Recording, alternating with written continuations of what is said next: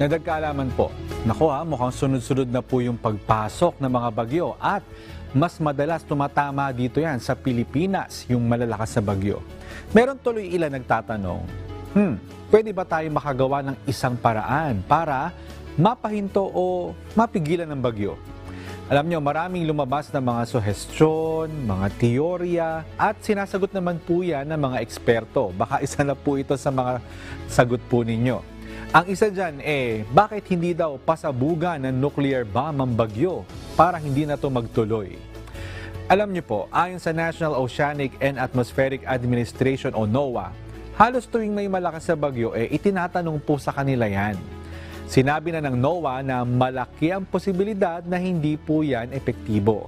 At maaring yung mga radioactive fallout ay mapunta sa lupa at makapinsala pa nga sa mga tao at environment kaya hindi ito magandang ideya. Nilinaw ng ahensya na mangangailangan po ng malaking amount ng energy para mapahinto ang isang malakas na bagyo.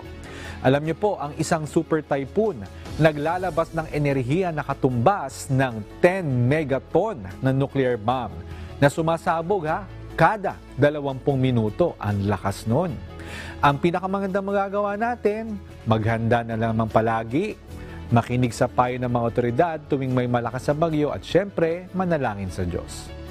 Sana may natutuhan kayo at laging tatandaan, mapalad ang tao na nakakasumpong ng karunungan at ang tao na nagtatamo ng kaunawaan.